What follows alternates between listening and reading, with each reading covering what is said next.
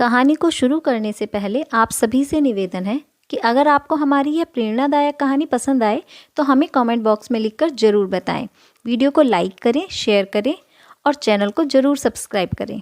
चलिए शुरू करते हैं आज की कहानी।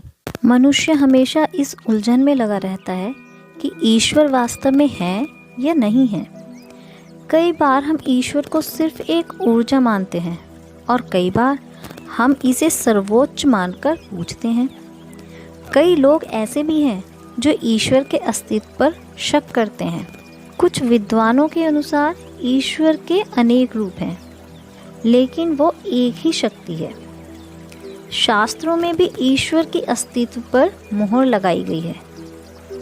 बौद्ध धर्म की स्थापना करने वाले गौतम बुद्ध ने मानव जाति को अपने ज्ञान से जीवन जीने का तरीका सिखाया था।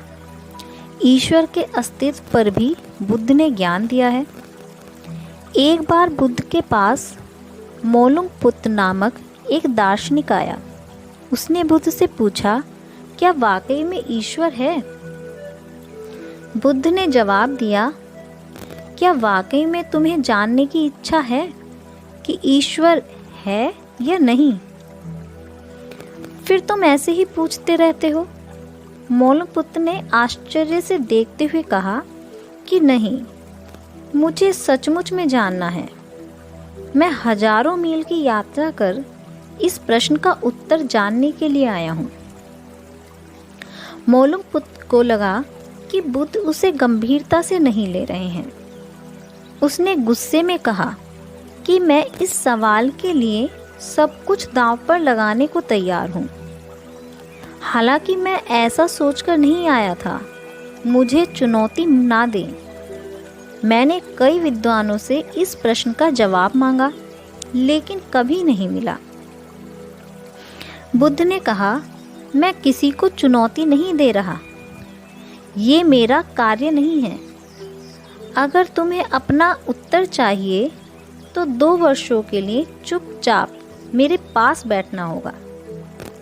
इन 2 सालों में तुम्हें कुछ नहीं बोलना होगा, कोई प्रश्न नहीं करना होगा।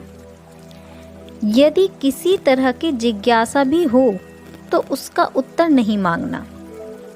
जब तुम्हें 2 साल मौन रखे हुए हो जाएंगे, उसके बाद मैं तुमसे पूछूंगा। तब तक यदि तुम्हारी जिज्ञासा ऐसी ही बनी रही तो अपना सवाल पूछना।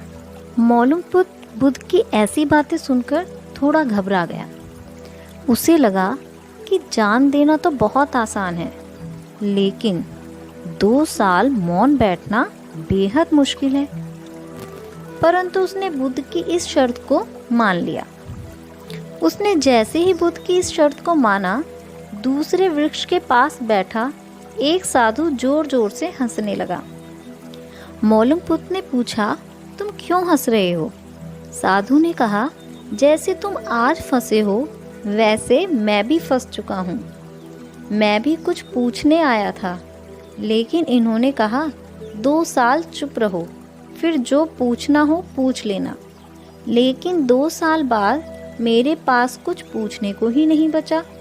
इसीलिए मैं तुम्हें चेतावनी दे रहा हूँ, जो कुछ पूछना चाहते हो वो अभी पूछ लो। बुद्ध ने इन दोनों की बातें सुनकर कहा, देखो, मैं 2 साल बाद भी अपने वादे पर रहूँगा। तुम जो पूछोगे मैं उसका उत्तर दूंगा।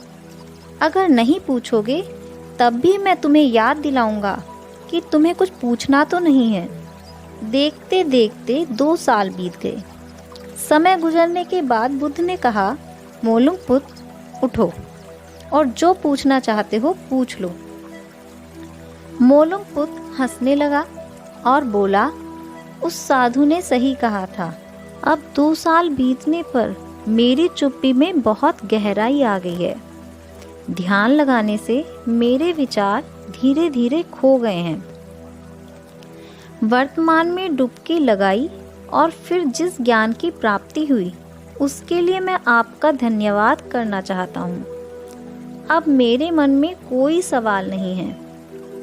महान ज्ञानियों, साधु संतों ने कहा है कि जिस सवाल का जवाब हम जीवन भर दुनिया में ढूंढते हैं वास्तव में उसका हल शून्य में है। प्रत्येक व्यक्ति ईश्वर का अंश है और वो हमारे अंदर ही छिपा बैठा है।